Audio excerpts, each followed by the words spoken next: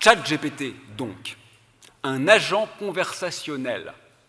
Un programme débilos permet de compléter les phrases en utilisant une approche statistique fondée sur les contenus ingurgités sur Internet, de façon à trouver la suite la plus probable en singeant l'écriture humaine.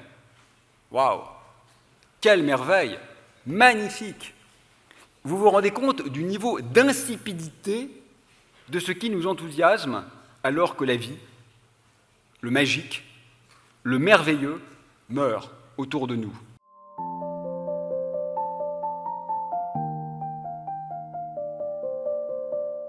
La question, me semble-t-il, est « souhaite-t-on absolument, sachant qu'en plus nous n'y arriverons pas, tenter de rendre durable un monde qui n'est même pas souhaitable ?» Tout est là, et ça me semble doublement inepte. Avant de se demander comment poursuivre, encore un peu, sans doute pas très longtemps, pourquoi ne nous demandons-nous pas si nous désirons vraiment continuer sur le chemin esquissé? Nous raisonnons comme s'il était évident qu'élever nos enfants aux vidéos TikTok et les nourrir aux produits Carrefour, dans un monde de béton, d'algorithmes et de machines qui, entre parenthèses, laissent mourir les réfugiés devant ces frontières closes, était évidemment souhaitable. Et nous cherchons uniquement comment poursuivre quelques années ou décennies supplémentaires, mais avec moins de CO2, parce que nous sommes conscientisés. C'est insensé. Nous sommes dépendants au point de ne plus même imaginer que cette drogue est intrinsèquement mortifère, indépendamment de ses effets sur le climat ou les plantes. Construire une aberration n'est pas seulement intenable, c'est méprisable. Nous avons inventé un monde qui, me semble-t-il, serait émétique, même s'il était durable. Vous le savez, nos téléphones portables nous espionnent. Ce n'est pas conspirationniste, hein, c'est vrai. Certes, ça consomme de l'énergie. Mais enfin, vous admettrez que ce n'est pas la question. Quand bien même le bilan carbone serait nul, serions-nous heureux, fiers, sereins, de savoir que Google connaît pratiquement tout de nos vies et que la police, au moins en France, a maintenant le droit d'activer nos microphones et caméras à notre insu? On pourrait en fait gagner sur tous les tableaux. C'est en ce sens que je maintiens et que j'ai déclaré qu'il n'y avait pas d'effort à faire. Se passer de ça n'est pas à moins bien vivre. Regardez l'univers infiniment vulgaire et violent, sans étoiles, que nous préparent Elon Musk et ses affidés, les hommes les plus riches du monde, les grands gagnants du Monopoly mondial.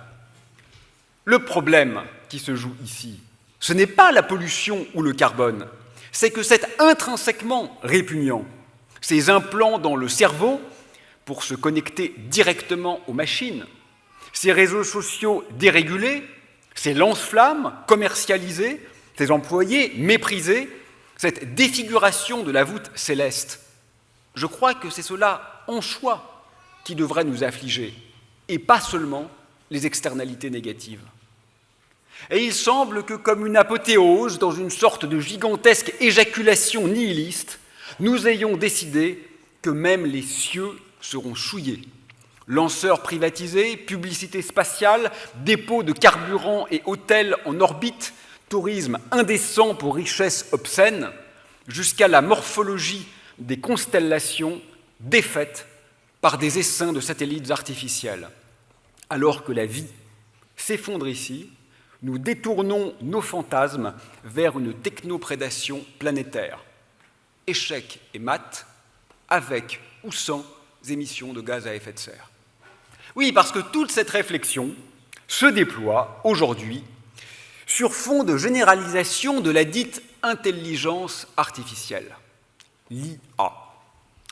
Là encore, soyons clairs. À mon avis, la question n'est pas de savoir s'il faut ou non décarboner l'IA.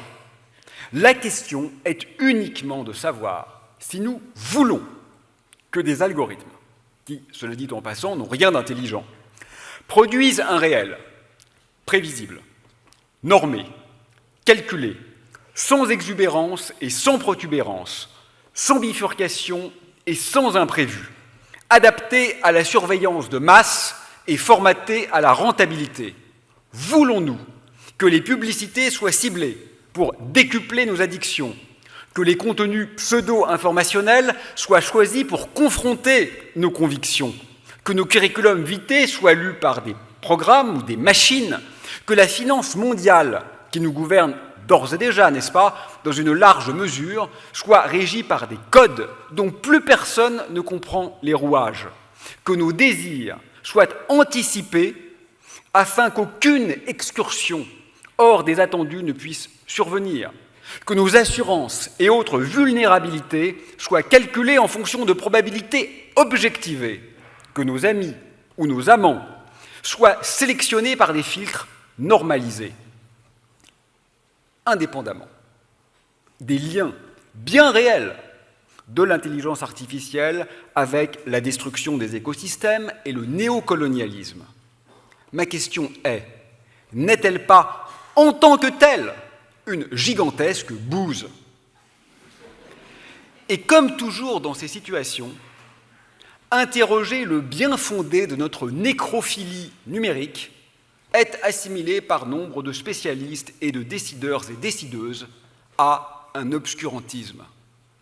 Je crois que la bouffonnerie a assez duré. Et surtout, qu'on ne nous dise pas que l'intelligence artificielle pourrait apporter des solutions aux problèmes. Elle est le problème. Elle aurait quelques effets positifs, dit-on, ici ou là. Mais oui, c'est vrai, bien sûr, comme la plupart des produits cancérigènes. L'argument, mais la médecine pourrait bénéficier de l'intelligence artificielle, c'est le point Godwin de la techno-débilité. Appelons-le, si vous voulez, le point Barreau. On ne peut plus justifier n'importe quel délire ingéniérique globalement délétère au motif qu'il pourrait avoir quelques bénéfices marginaux en médecine. C'est fondamentalement stupide. C'est un peu comme si on rasait toutes les forêts du monde à la recherche de nouvelles molécules. On aurait forcément quelques informations acquises pertinentes pour la médecine. Et 3 ans après, on serait tous morts. Ça n'a aucun sens. Sans compter que par son caractère intrinsèquement non disruptif, l'intelligence artificielle ne peut, par essence, rien nous apporter de véritablement nouveau. Elle se contente d'interpoler entre le déjà connu et le déjà produit.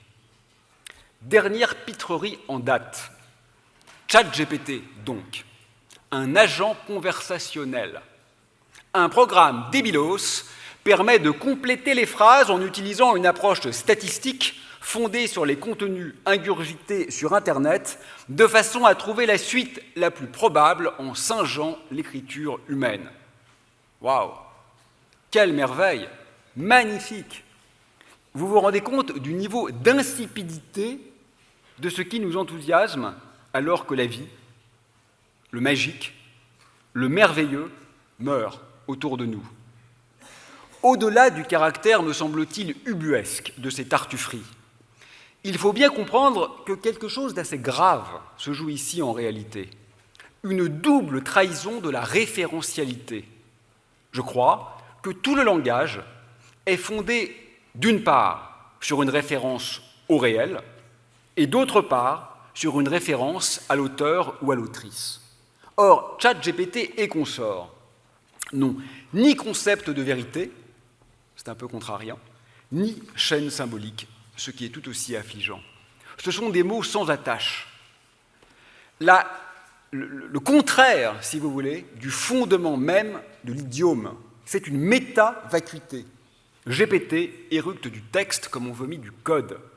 Finalement, lire ChatGPT, c'est faire l'amour avec une poupée gonflable. Tout y est, sauf l'amour. C'est bêta.